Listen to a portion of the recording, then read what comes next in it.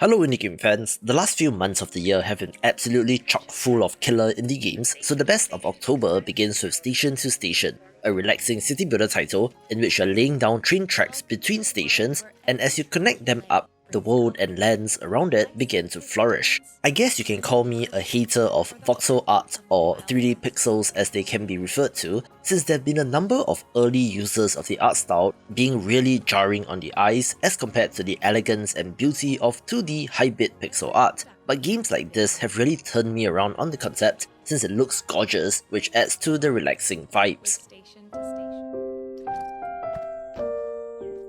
There have been a whole bunch of life and farming sim titles in which you play as a farmer, craftsman, rancher and so on, but not that many in which you can play as an actual cat, which is why there's novelty to Cattails' Wildwood story. You are doing cat things like hunting, exploring and fighting, but with some more fantasy elements of mining, harvesting herbs and collecting treasure, as well as somehow town building and farming elements, so it's strange and unique but worth a look. She's a princess, we're supposed to save her. You're supposed to slay her, or she'll go on to destroy everything. Do you not understand what everything means? You poor thing. We both know this isn't you. See? She's not a monster. She pries the blade from your infuriatingly rigid hands. I'll try to make it quick. What is she? She plunges it into your chest, tearing through flesh and sinew, but failing to hit anything vital. Oh no! I'll try again. I'm sorry! A game which has absolutely crushed it is Slay the Princess, a horror narrative title in which your choices matter, and while it's not usually my kind of game, I do have to give props where it's due. You have to kill the princess, otherwise she will bring about the end of the world, but it's not as straightforward as it seems, with plenty of different endings to explore, which is where the replayability comes in and is really something special.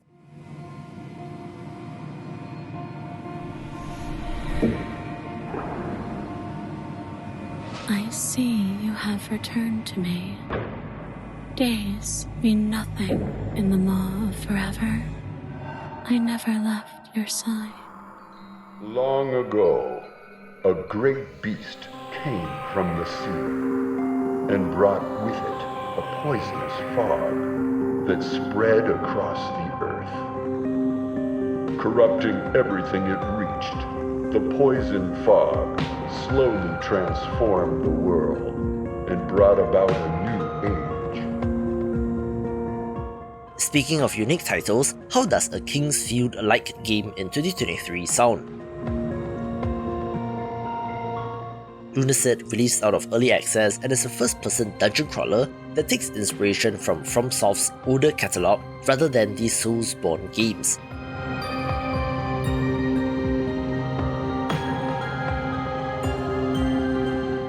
The throwback visuals are excellent, with the game being focused on exploration and discovery, which is the most crucial thing to me in games.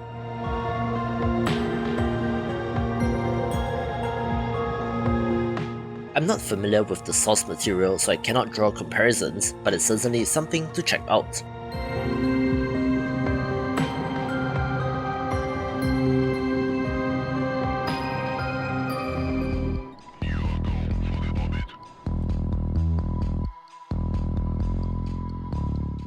Here's another interesting title of note in Quasimorph, since this has more in common with turn-based roguelites rather than the modern action roguelite incarnations, which is difficult to pull off but has been good so far.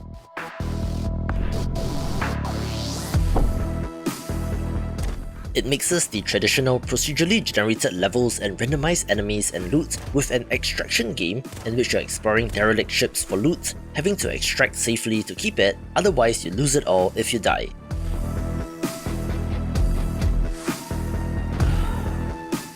There's a larger narrative to do with demons, mercenaries, and more grimdark stuff, having a similar vibe to Doom roguelike or Jupiter Hell, but with a new twist.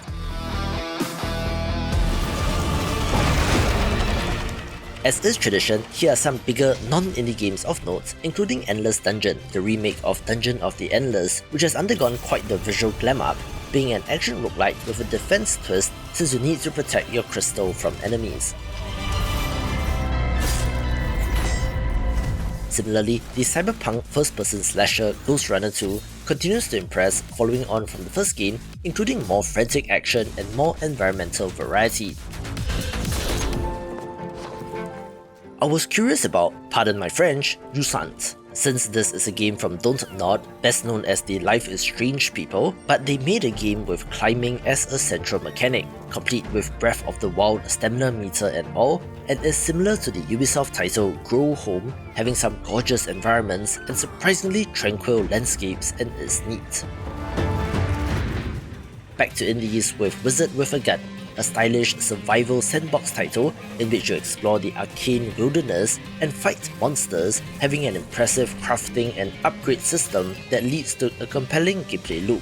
However, I do have to concur with some Steam reviews in that it feels like an early access game even though it's not, with plenty of room for updates and content, so let's see how much they will add to it over time.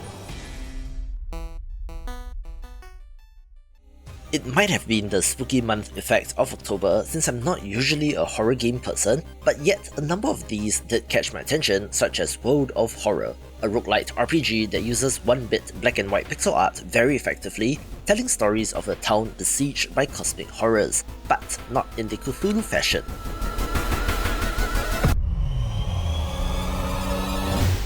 Of course, the game is heavily inspired by Junji Ito's work, not only in the art style resembling pages from a manga, but also how it tells separate creepy stories and can be pretty brutal in terms of difficulty, to expect your characters to die a lot and to get creeped out yourself.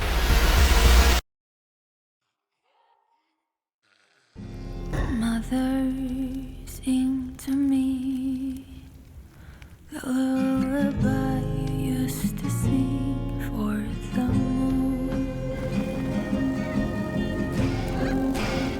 Now this is indie games. One of the reasons why I love smaller titles is that the developers have more room to experiment with crazy ideas, and such is the case with the beautiful Laika Age Through Blood.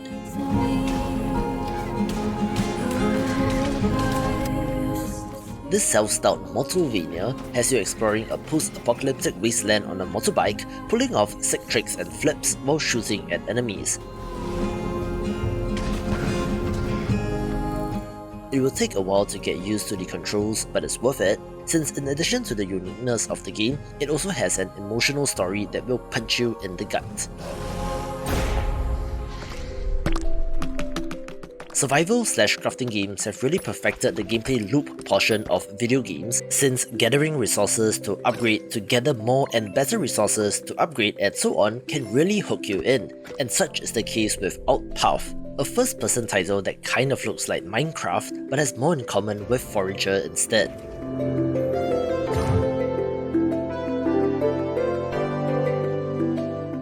What's old is new again in this game, since changing the perspective adds in new challenges and problems to solve.